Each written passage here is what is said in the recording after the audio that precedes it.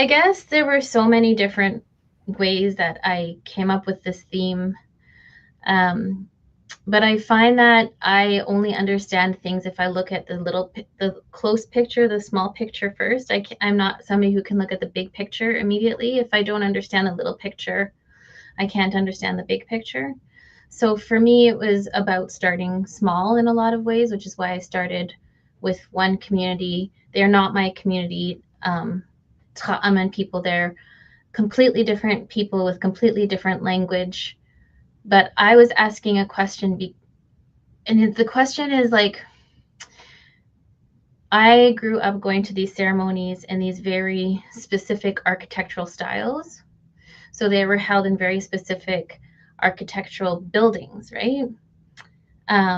You can imagine teepees and also a sweat lodge, which is like a dome-shaped structure made out of, willows and on the ground. And I grew up understanding that aspects of this architecture were central to the ceremony.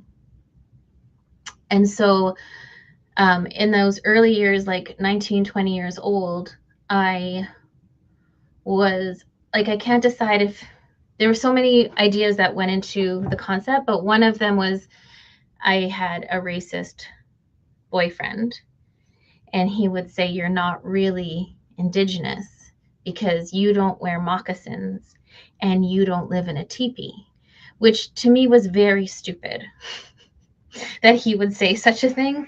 But we'd have this argument over and over and over again. Why I was still there, I don't know. So I understood that obviously I didn't live in a teepee. I understand that obviously this person was trying to take away from who I am. But I also asked that question, like, I clearly am a Nehiyaw person. I see myself as a Nehiyaw person. No questions asked. I believe this is who I am. But I didn't grow up in that architecture. And so I wanted to ask the question of other communities, well, how is it that we're able to maintain our identities, our cultural practices, our cultural belief system without the architecture that helps reinforce those connections, which I have to say today is very hard. And so I asked that question of another community that wasn't my own. And they have their completely different architecture and different relationships with it. But it was pretty straightforward at the end of the day, even though it took 10 years. The different ways that we, as Indigenous peoples, reinforce our worldviews has a lot to do with finding safe spaces to practice them.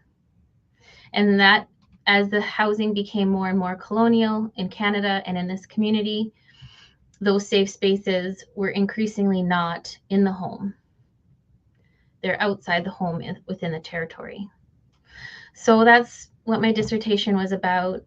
It's hiding around, gathering dust, but it was a lot of work, and I really loved the people that worked with me on it. And I haven't seen them for a few years, so I miss them too.